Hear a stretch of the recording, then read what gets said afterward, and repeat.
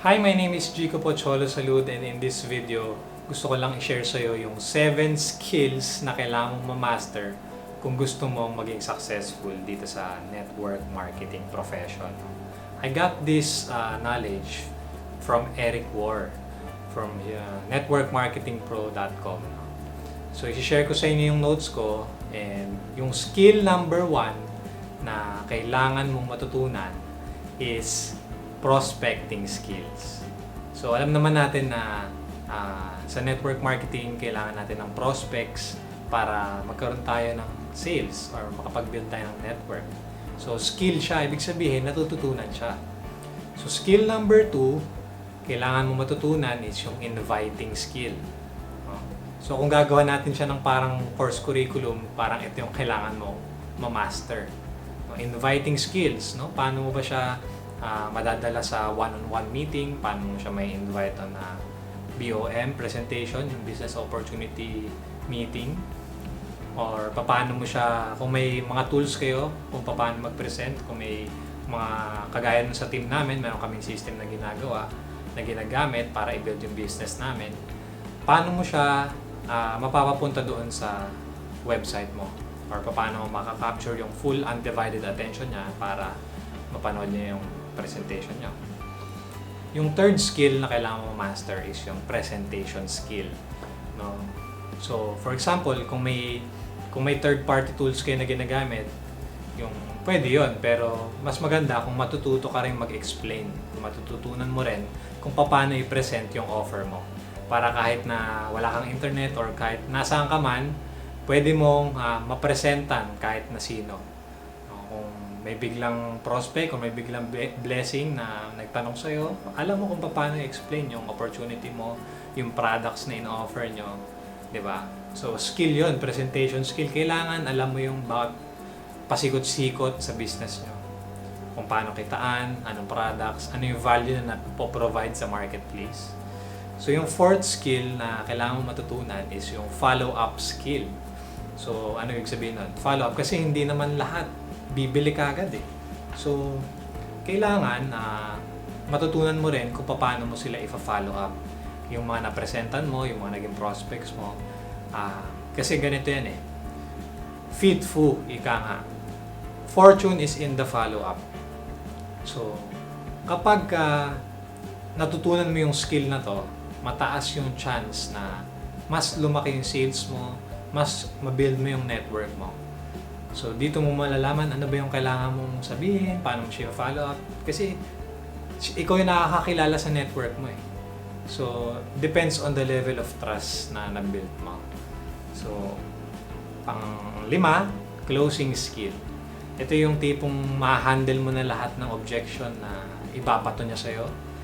Yung kapag dumating sa point na hindi na niya masasabi na, sige, pag-isipan ko muna. Kasi lahat na ng tanong niya sa mind niya, nasagot mo na. Yun yung closing skill eh. Para dito ka talaga magkakaroon ng sale. No? Kapag na-close mo yung sale, doon ka kikita ng commission.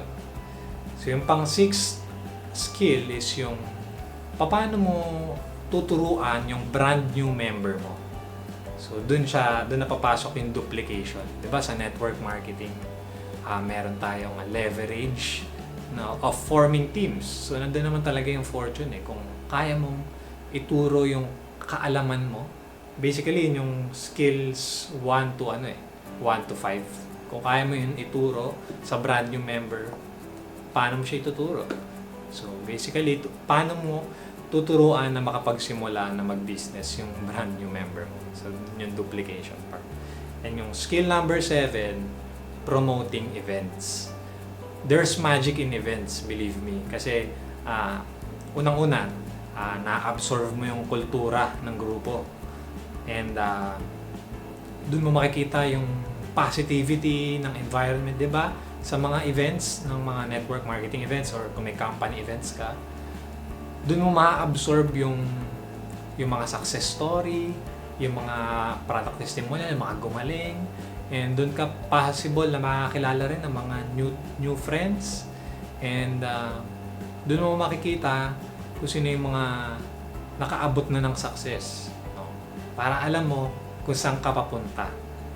yun yung possible na mangyari sa'yo. So, kung meron events na paparating na alam mo na positive yung mangyayari sa'yo, attendan mo yun. Wag mong palalampasin lahat ng mga events dahil ako personally, ang belief ko, merong mga life-changing lessons sa mga events. It's a good place to learn, it's a good place to meet new people, and it's a good place para talk about power of association, di ba? Para maging positive ka rin. So recap lang tayo, ang first skill na kailangan matutunan is yung prospecting skill. So ito yung ability mo kung paano ka hanap ng prospect to contact you or kung paano ka hanap ng kausap mo. Second skill na kailangan matutunan is yung inviting skills.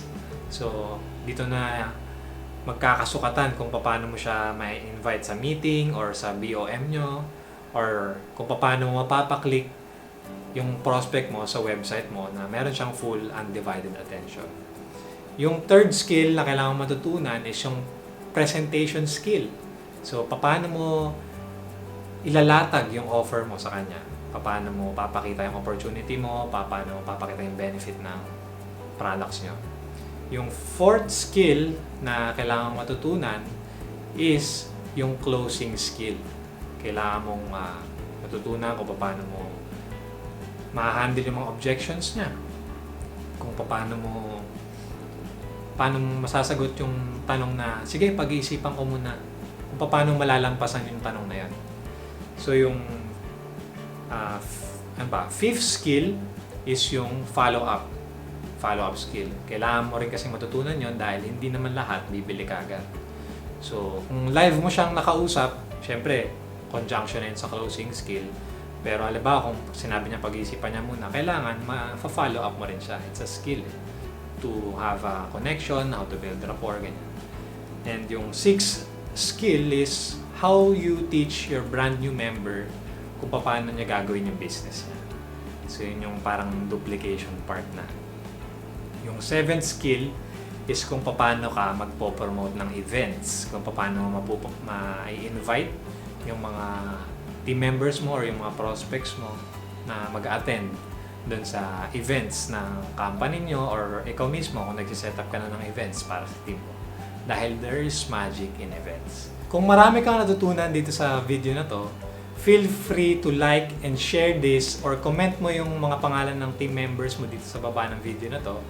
And gusto kitang i-invite na i-click mo yung link na kasama sa video na to para marami ka pang matutunan sa ibang mga post ko or sa mga ibang content na ituturo ko sa'yo.